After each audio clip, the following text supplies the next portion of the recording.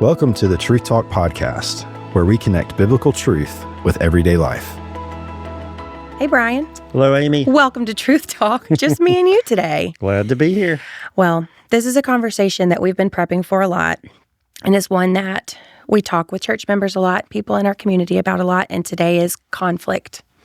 And as I've been thinking and preparing and praying over this content that's important, I just acknowledge that this is something that I'm growing in, learning to handle conflict in a way that honors God, in a way that shows spiritual maturity, in a way that trusts God in the process, because conflict can be really messy. Yep. So I sit here as a work in progress on this, and I know that you would say the same, but Absolutely.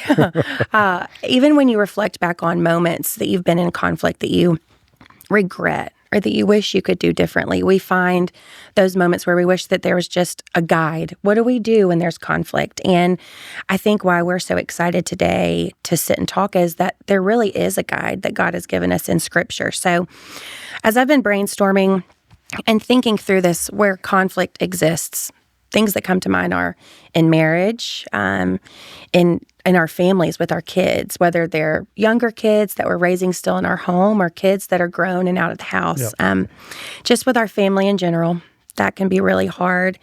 Friendship, community, workplace, all of that is really hard. Pretty much wherever there's Wherever people. we go, yes. And in a lot of ways, it's unavoidable. But we have hope when we deal with conflict because God has given us a guide in Scripture on how to do that. So talk to me about where do we begin when thinking about conflict? Yeah. One of the interesting things when we talk about a biblical approach to handling conflict is a lot of the work of resolving conflict is done before you ever confront the other person with the issue that you've got. Yeah. And so I really think the starting point is reorienting your perspective on the conflict. Most of us, myself included, our natural tendency when we're in some type of conflict is to be self-protective. Yeah. For people like me who are peace fakers, that self-protection comes out in just wanting to ignore it, wanting to avoid it. Yeah. So just, maybe it'll just go away. Just put it under the rug. It doesn't, Yes. but that's the response to kind of protect ourselves. There are other people that their self-protection comes out aggressively. Right. Conflict becomes a zero-sum game. There's a winner and a loser, and I'm going to be the winner. Yeah. Either way, it's really self-focused. And so the first step really is to think through when we're in a conflict situation. Right. We want to locate ourselves as part of God's bigger story and ask, what is God doing through this? Every conflict ultimately is a redemptive opportunity. Yeah. God is working in some way. Either we will grow more mature through this conflict. We may wind up with a more honest relationship, a stronger relationship by dealing with this conflict in a constructive way. But being able to really step back, not just focus in on our own self-interest and how we're impacted, but thinking, okay, God is at work here, and I'm going to trust Him through this, and we're going to deal with this in a way that honors Him. Yeah. Starting from that perspective is going to make a big difference in how you go about it. Yeah.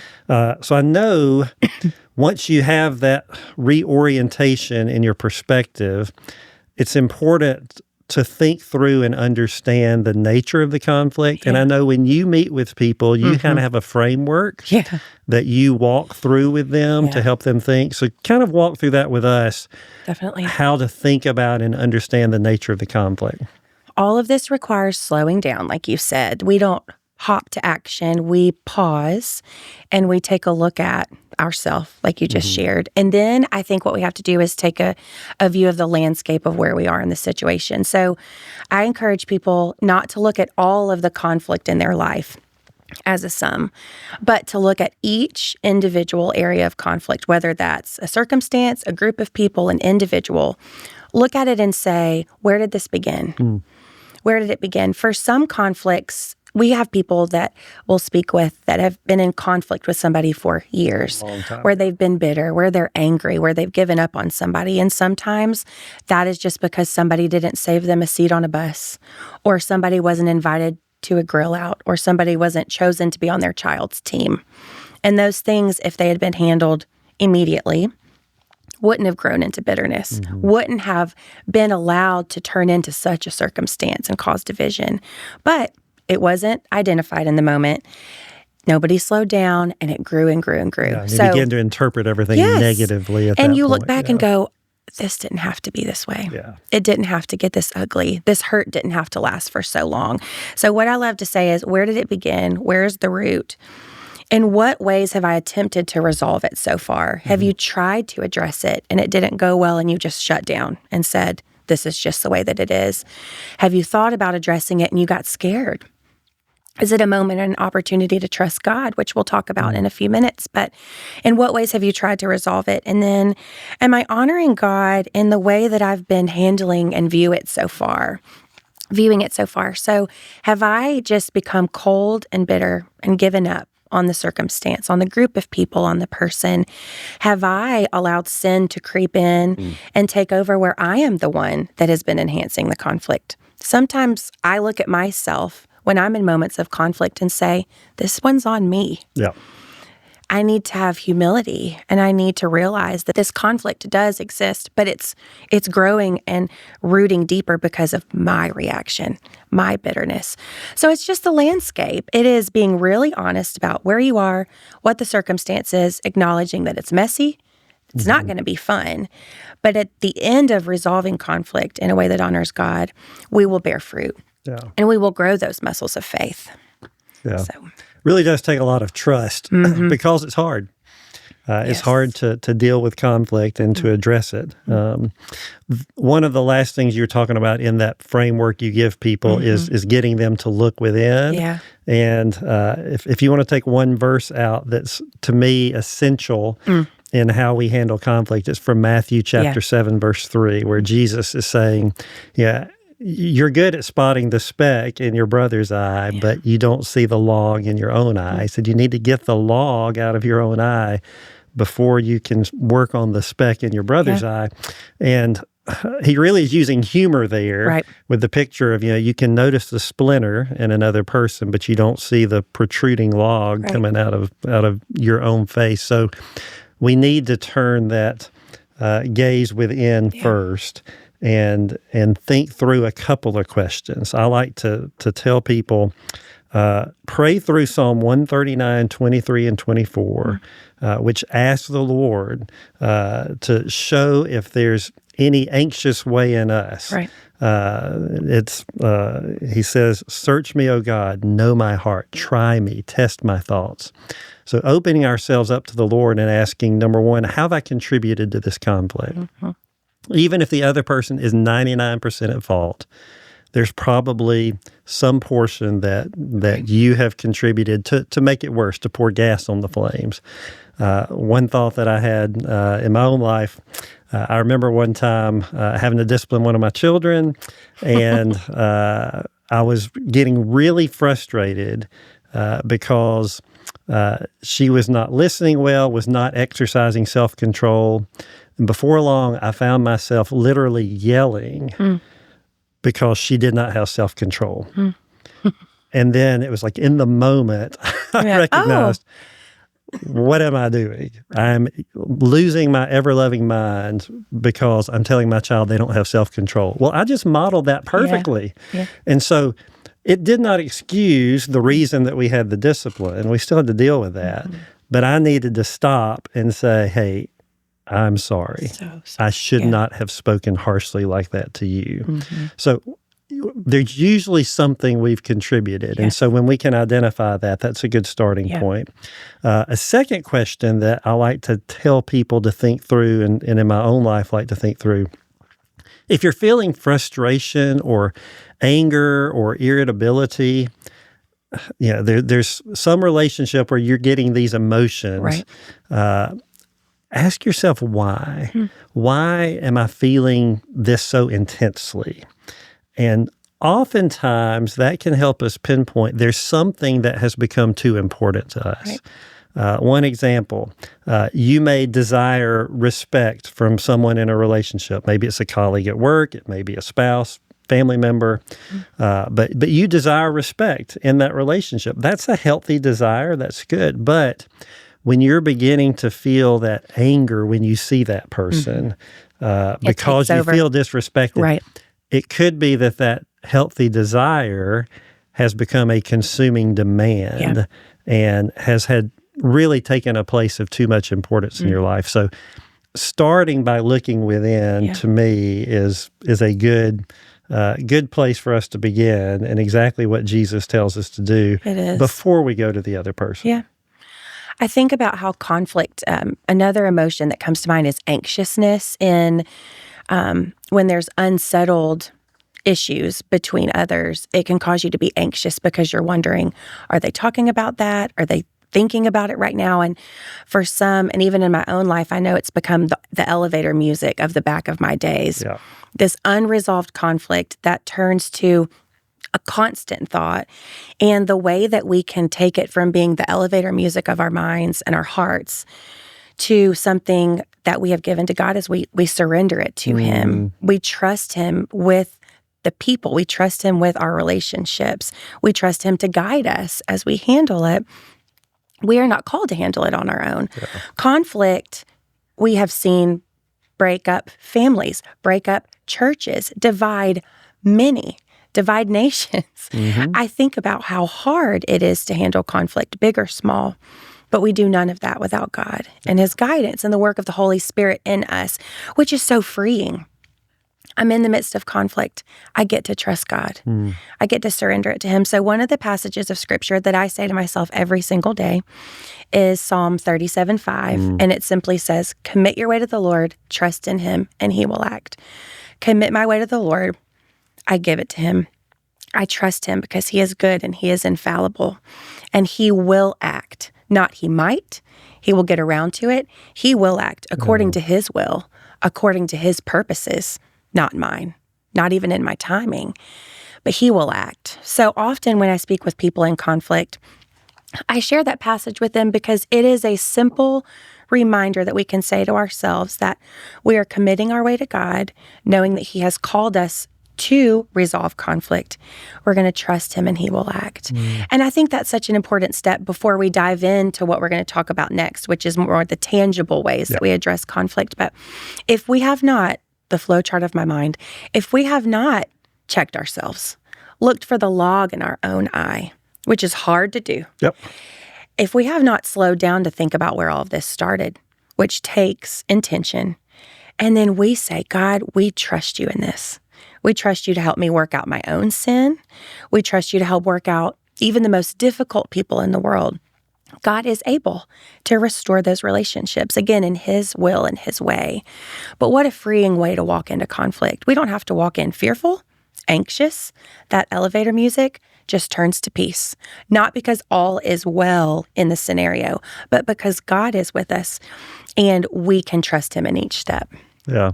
One thing, just as you were talking, that anxiety that we feel, I know for me, one of the things I struggle with is I want control. Yep. I want to have control. And the reality is we don't have control over how other people respond. Nope, we don't. And so that's part of what makes conflict so scary. Yes. So how would you help someone who's really struggling with trusting God enough to deal with the conflict because of that fear of the uncertainty of what might happen?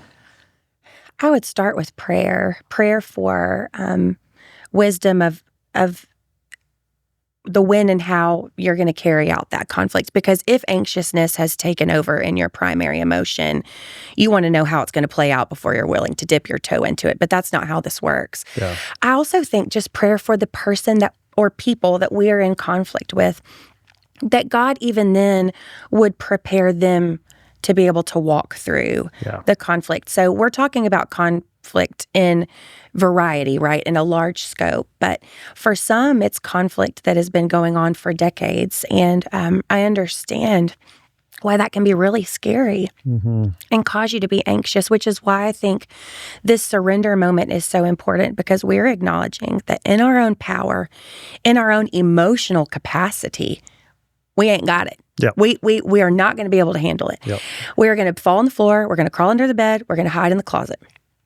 But in God's power, with the Holy Spirit working in us and walking in His wisdom to handle it, we can trust that our job is to be obedient to what God calls us to, which is to take steps towards reconciliation. And we will ask God to replace anxiousness with trust. But it is that surrender. You're not going to get less anxious until you surrender more to God and surrender fully the circumstance. It is not that it's not still going to be messy. It will be. Yep. It probably will be very messy. But I think that anxiousness will subside when we choose to replace that with the truth of God's word. And He will work even in our emotions. Yeah. And in the way that we respond and in the way that we worry. Yeah, that's really good. So all of this that we've talked about so far is before you ever even go to the other person. And Yes. And it really is a lot of heart check. I mean, James chapter 4, verse 1 tells us where do quarrels and where do fights begin. Where do they come from? Right. Well, they come from within. They come from our desires, our passions that are at war within us. And so it's just really important to take the time to think through and evaluate and to surrender and to pray like we've talked about. And that puts you in a posture where you're able to go to the other person humbly and gently, where you may not have been before. I tell people one thing: if you are like ready to give that person a piece of your mind, you're just like, man, I'm ready. That's a good sign that, hey, I need to take this to the Lord and need to make sure my heart is right. No blow-ups, please. So after we've done that work of preparation, let's talk about how do we address a conflict. If we feel tension with another person and we recognize this is not something I can just overlook, this is something that needs to be addressed, what do we need to do to initiate that conversation? And we know that we're talking about something broad here, so we can't address every specific type. And I will say this too, that just popped into my mind. There's the root of issue, which is where it all began, which we will find and determine when we evaluate where we found ourselves. Then there is being willing and ready to address the conflict.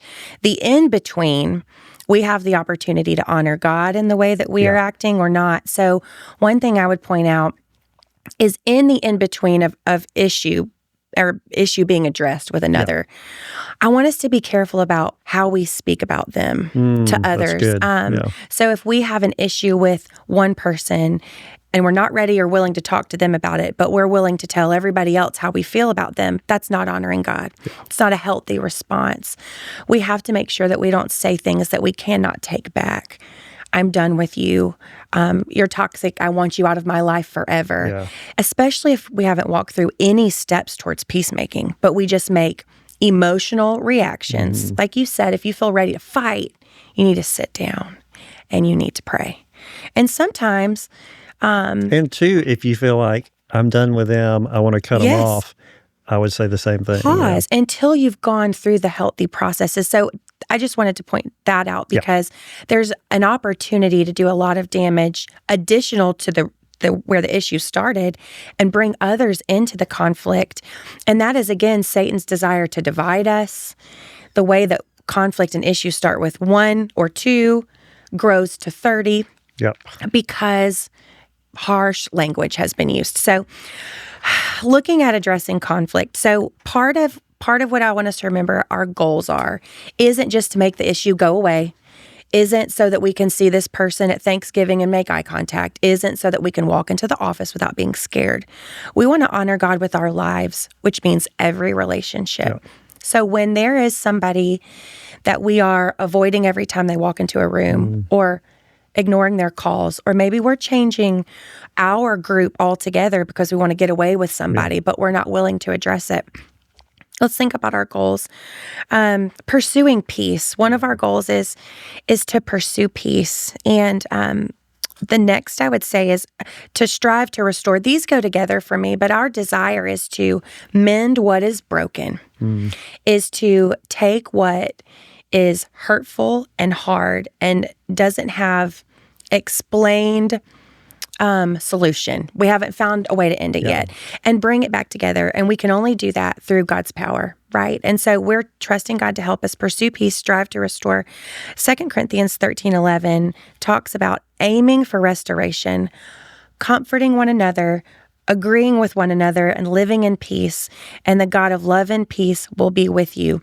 This sounds like a passage of scripture sometimes that would be like on a grandmother's wall that sounds sweet That's right. and corny, but to actually live this out is really beautiful. And this isn't just with people that we love. This is with people that we might use really harsh words towards. We look at them and we say, we want to aim for restoration with them, which means that it's going to take some action. But I like the word aim because we point ourselves towards what God calls us to. Good. We comfort one another because in conflict, often the struggle is on both ends, even if you're not speaking the same language. Agreeing with one another. Now, in conflict at the end, everyone might not agree on what has caused it, but the goal is that you would agree in how you would move forward, in what boundaries would be set, in being honoring to God in the way that you communicate about each other. And then living in peace. Yeah. There's a lot of songs about that. Sounds really pretty. But if you have ever been in conflict with another before and felt that anxiousness, fear, bitterness, hatred, and then you go through conflict resolution, you know what that peace feels like. The peace of knowing that you watched God work and there has been restoration. So another thing I want to point out is just knowing our limitations in conflict resolution. Yeah, that's important. Our willingness doesn't equal their willingness, right? So our encouragement, my encouragement to others is, to the best of your ability, strive for peace. Sometimes that means saying, I'm ready to talk when you are. Now, can we control if they're ever going to call us? Nope. Can we promise that we're going to get an I'm sorry? No. What we have is the promise that, again, I go back to Psalm 37:5. Commit your way to the Lord, not because you're going to get your way and it's going to play out and you're going to get an apology letter. Commit your way to the Lord, trust in Him, and He will act according to His will. And in this idea, our goal is just to be willing to walk through the process of peacemaking and to restore peace. But we can't always guarantee that that's going to happen, but we can maintain a posture of a willingness to forgive in the midst of that process. We say, my heart is open to this. I'm ready to own where I am. I'm ready to walk through this together. I'm going to work towards forgiveness and restoring peace and living peaceably, like that passage says. Yeah. Romans 12:18 is a verse that comes to mind where it says, as far as it depends on you, live peaceably with all. And I've always liked that because it recognizes we are not responsible for how people respond to us. We're responsible to honor the Lord in what we think and say and do. Gosh, it's hard. I think about sitting with people on different sides of the spectrum, those that want to talk and they can't get the person to listen, or somebody's not willing to talk at all, or somebody that tries and it doesn't work out like they hoped. They didn't hear what they needed to hear, what they craved to hear. And at the end of our efforts of conflict resolution, we still trust God to work. We still trust God in the results. Again, that's according to His will, how it will play out. But so much of that is just our personal faith and our own responsibility in the posture of our heart and addressing our own sin and then trusting God in the rest of the process. But it is a hard deal that can be all-consuming. Definitely. Yeah. Yes. Yeah. Well, let's talk about going to the other person. Okay. And so Jesus gives us a roadmap in Matthew 18 that when we have conflict that needs to be addressed, resolved, You start by going to that person in private. One thing that I know my wife and I teach our marriage prep class and for couples who are engaged, and we teach about conflict resolution, and we make them take a little pledge that they will never resolve their conflicts by text. So, yes, when Jesus says go to the other person, you need to be able to talk to the other person, need to have a conversation. And there's so much that you can't see, body language, tone, things that you can't see in text. Rolls. Absolutely. So have a conversation. And I like to tell people to affirm the relationship right up front. Tell the person, depending on the nature of the relationship, I love you, or I respect you. I appreciate the contributions you make to our workplace, whatever the environment is. Affirm that relationship and say, I value our friendship. I value this relationship. And so that's why I want to address the tension that I feel. Another thing I like to suggest is use words that describe how you feel and your perception rather than making what I would call value judgments. An example, if you're initiating a conversation about a conflict, you could say, when you made this comment the other day, I felt hurt. Yes. That's different than saying, you put me down when you said this. Or, yes, talk to me you this way. Always talk bad about me. That's implying motivation, making judgments that may or may not be true. Right. And so talking about how you Which feel. will put people on guard, and they're not going to hear. Yeah. Because they already feel misrepresented. Exactly. Right. They're going to immediately get defensive to that. And so that's a good way to kind of initiate a conversation. Also, if in the process of doing that self-examination, you recognize there are ways I've contributed to this conflict, that can be a great starting point of just saying, hey, this is something I feel like we need to address, but before we do that, I need you to know that when I spoke this way, I was wrong. Right. Or being able to acknowledge this is a way that I've sinned against you, and will you forgive me for that?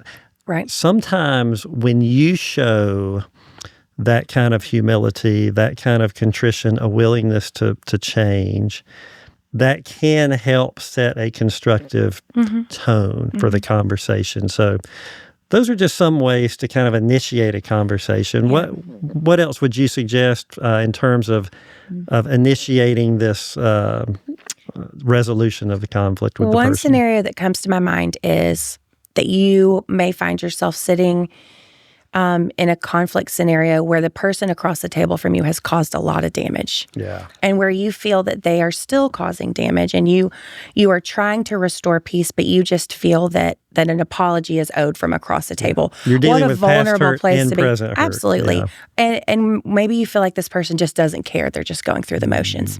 Again, we cannot control their response. We're not responsible for their actions. All we can do is respond. But I think for us, that's a practice of the surrender of the scenario. So it may be that you have no apologies to give. That might be where you want to throw something across the table. Yeah. I think in that scenario, what I would do is encourage them to say, I'm doing what God's called us to do in trying to restore peace, not promising relationship, maybe not even, you don't want to feel like you're lying or expressing desire where you may not want relationship with this person, but we're called to strive for peace. Yeah. So you may not want to see them ever again. Yeah. But in that moment, if we found ourselves at the table of peacemaking, which we're called to with any division, you can just express your desire to aim for peace that God's called us to. That's just a scenario different than maybe friendships or marriage resolutions. Yeah. It is a scenario where some people might feel helpless in conflict. Yeah. But my encouragement, again, is we're responsible for what God has called us to. And we can walk away from that table no matter what the response is, knowing that we have been obedient to God. Yeah. And we'll ask that maybe God would use the posture of our hearts in that moment to help them see that. But there's a way to walk away from a peacemaking table that didn't have the result you wanted and still feel I'm not even going to say it's success, but the peace of obedience, Yeah. knowing I did my part. I can't stop them from doing something. I can't fix it, but my calling is obedience. That goes back to our limitations. Another thing that I think about in just setting up those peacemaking conversations, addressing conflict, is everybody's personalities are different. Depending on the nature of the relationship, just evaluate what environment and setting is best for that communication. Yeah, that's huge. You don't want anybody to feel ambushed. Yeah. So individual conversation, or at least attempt before bringing somebody else in, may be helpful. Yeah. And being considerate about timing of having that conversation. Yes. I know Heather and I have joked, my wife Heather, she's more of a night person. I'm more of a morning person. Early in our marriage, it might be 10:30 at night, and she's bringing up something that's difficult that we need to talk through, and I'm doing everything in my power to stay awake. And we recognize, Like, I'm sorry, I do care. That's not the best time for us to deal with hard issues. Yeah. And so it's just a matter of that consideration. Just the practical thoughts of that. And another thing that I have shared is, especially if it's cluttered in your mind, if you know you're having big feelings towards somebody, or you know it's not okay, but you need to have a more formatted way to say it before you sit down with them. Yeah. One thing I encourage people to do is either write a letter to that person, an unfiltered letter, just get it all out. You may not even need to send the letter at the end, but it will help you process just the way that our brains work when we write. Don't type it, write it. And it's a very healing process for us. That could be a really good part of the surrender step as well. Yeah. But I would just say being able to process it out in a way that lets you express it once before you express it to the person, especially if it could be particularly explosive. But just think logistically about it. If you're going to have a big conversation, don't go sit in the middle of a coffee shop where that person may not be able to emote like they need to. Don't ambush them. Don't ambush them. And again, just prayer and slowing down and intention. And one thing that just popped into my mind, a scenario where you've been wronged, conflict exists, and your flesh says, they're going to have to come to me and say, I'm sorry. Okay. My reaction to that is not the most satisfying one instantly, but it's you go to them first, whether you did it or not, or they did. Yeah. When you're aware that there's a conflict delay here. Restoring peace. That's good. There's a lot of mess that can come in that. There's a lot of bitterness that can grow. So again, you process it first. You pray first. But if you're just having the posture of, I'll talk to them when they're ready to say they're sorry, I don't know that that's the healthiest, because, again, it's bothering you. It's going to become a distraction. It may move to an idol and a hyper-focus. And then all you could have done is had that conversation beforehand. Yeah. And again, it's almost a way of avoiding your own responsibility because you're sitting back and saying, I'm going to wait for them to take responsibility. Well, they may never. But you've still got to deal with the fact that there's conflict here. And it's an opportunity for humility in just God's character through the way that we act and communicate. Yeah. Still hard. One other principle that we talk about in Marriage Prep a lot that applies generally, I think, to most any conflict situation is we want it to be a dialogue and not a lecture. Yes. So how would you say, in conflict situations, when you've initiated, you've described, hey, this is how I feel, how do we listen to the other person? How do we engage in dialogue rather than just kind of stay on Gosh, this is hard, isn't it? Because you don't want to be ultra emotional, but you also don't want to be cold. Yep. One of the things that I try to practice and I encourage others to do in those conversations is to, if you're the initiator, at the very beginning say, I would love to share what I've been praying about.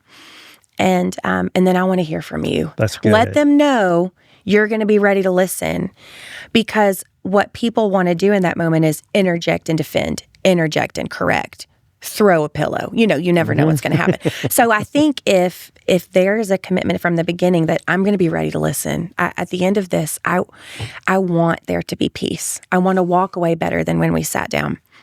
That will help. And in the listening, shut up. Yeah. Don't open your mouth. Just nod and note if you need to go back and ask something. But you don't interject, especially if we're, again, working towards peace. Some people walk away from that peacemaking table more mad than they sat down because they didn't listen and they didn't prepare their heart. And so they just come in ready to fight. So I think listening intentionally and being quiet is a really big part of that.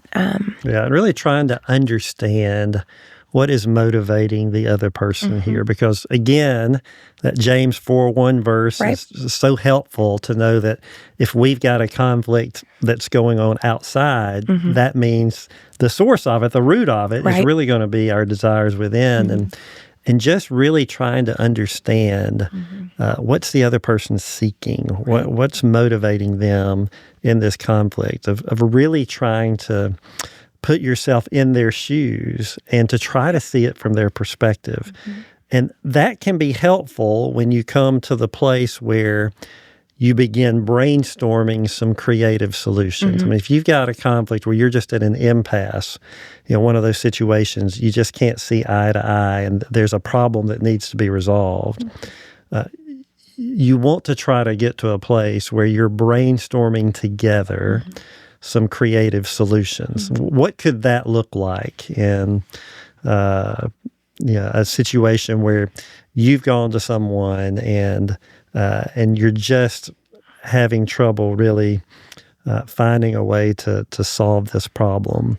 Yeah, that's hard. One of the things that I would say is just people walking away from the table with a commitment to honor each other in the way that you discuss each other and discuss the issue. So we're not going to walk away and talk poorly about each other. We might not be speaking the same language when we leave here, but we are not going to allow this to grow.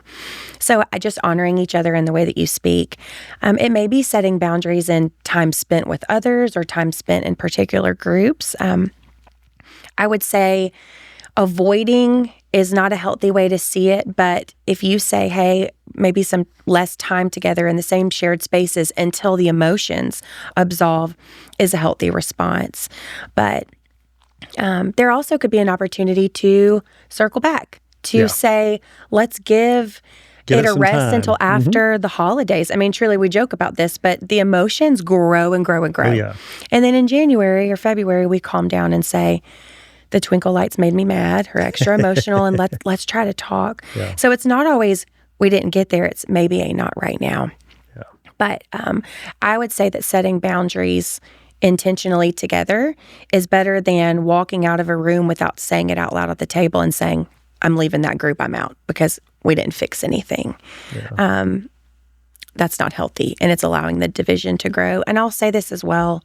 This is circling back a little bit, but trying to figure out why the person that you're speaking with is having particular emotions is helpful. So angry doesn't always mean mad.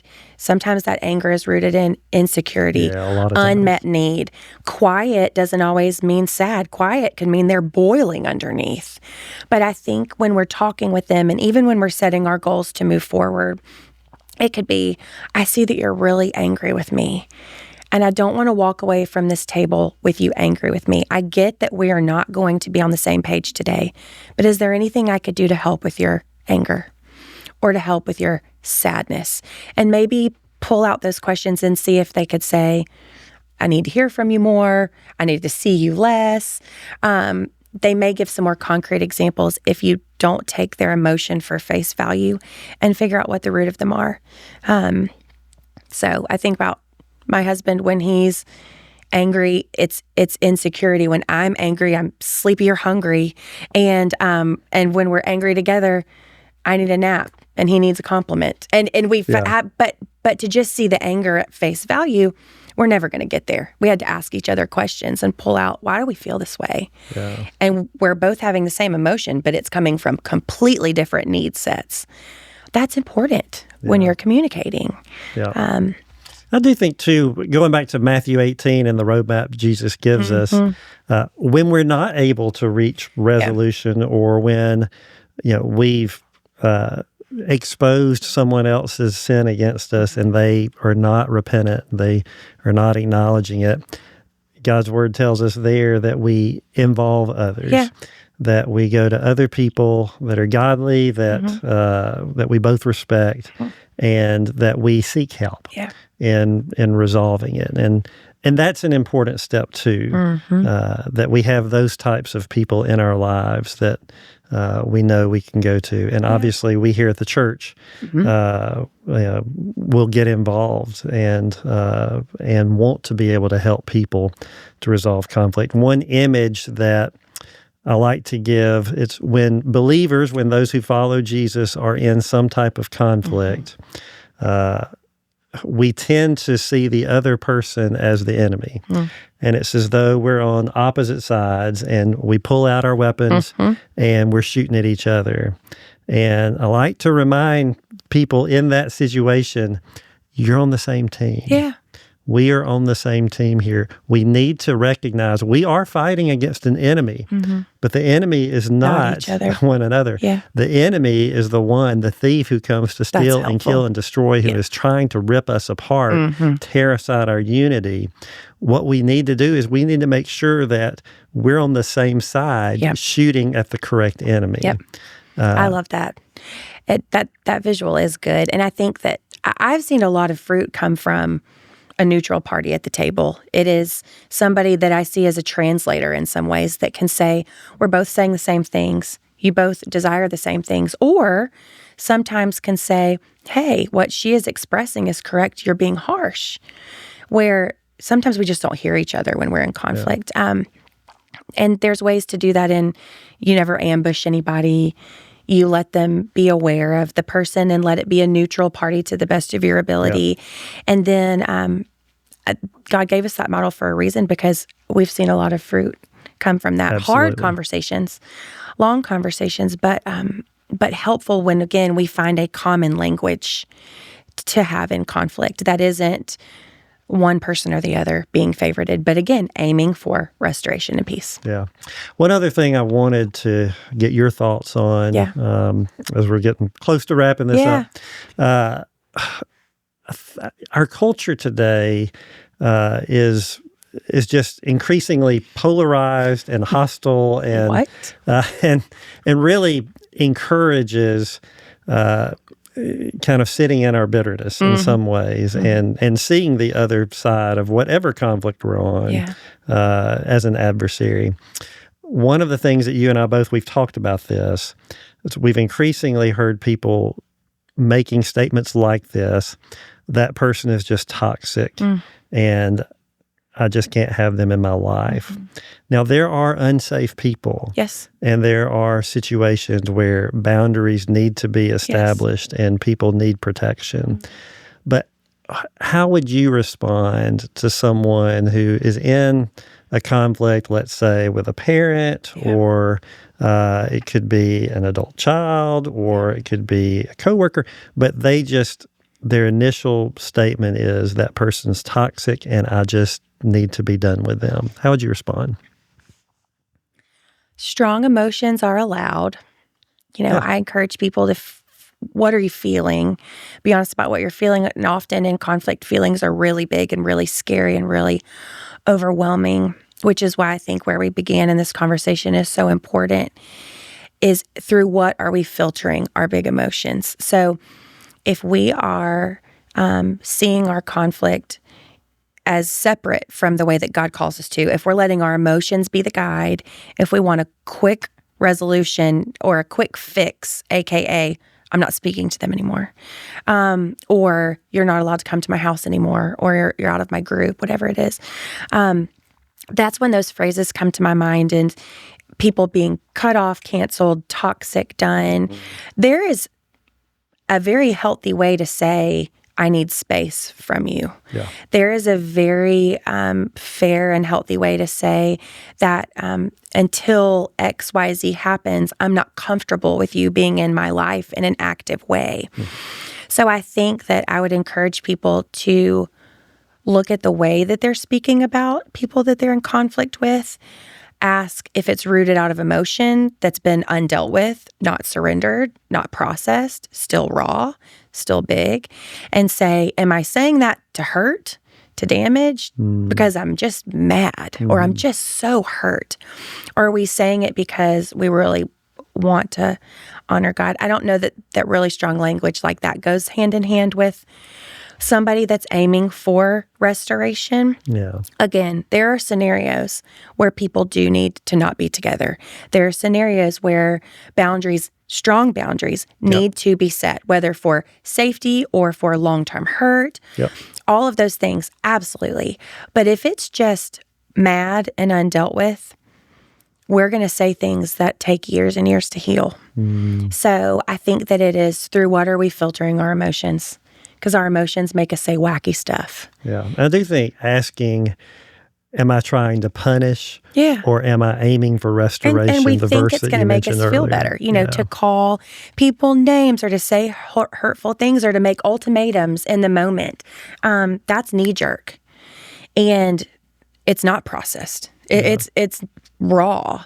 But again, if an ultimatum is made in the moment, especially to cut someone out of your life, you are closing the door on restoration. Yeah. Right? You're closing that down. So I would just say, let's take a deep breath and see where that came from in the root. Yeah.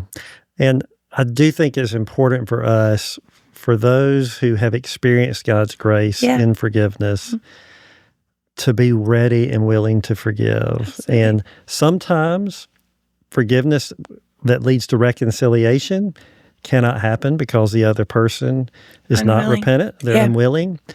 But you want to make sure in your heart that you are not growing embittered, but stand ready and willing to forgive when that opportunity comes. Just That's that hard. posture of the willingness. It is, and it's only through God's character in us. It is replacing our flesh and our needs and our sassiness, and replacing that with the things of God and His character is patience and humility and trust, and like you said, the willingness to forgive. But gosh, it's hard. Yeah. Well, we've covered a whole lot of ground here. We have. But I need a cookie. I would say just kind of a closing thought for me, and I'll ask you the same, but conflict is hard. Yep. It's messy. We live in a broken world. There's no guarantees that when we do try to resolve conflict that it will go well. But where we started is where I think we need to end, which is we trust God in the midst of it, and we faithfully walk out on what He calls us to do and what we're responsible for. And so it takes courage, it takes humility, and ultimately it takes trust. Yeah. Last words from you on this topic for our people. I think that a lot of us are carrying around unresolved conflict, and it is more the elevator music of our minds than we realize. Yeah. And it doesn't just affect that relationship, it affects our ability to relationship with others. So my encouragement, I guess, and I know I've done this even this week as we've been preparing, is just evaluate your relationships and where division exists, even little division. And just spend some time praying and asking God to show us what our next steps are. What does that look like? Who do we need to finally ask to go to lunch? Who do we need to hug again?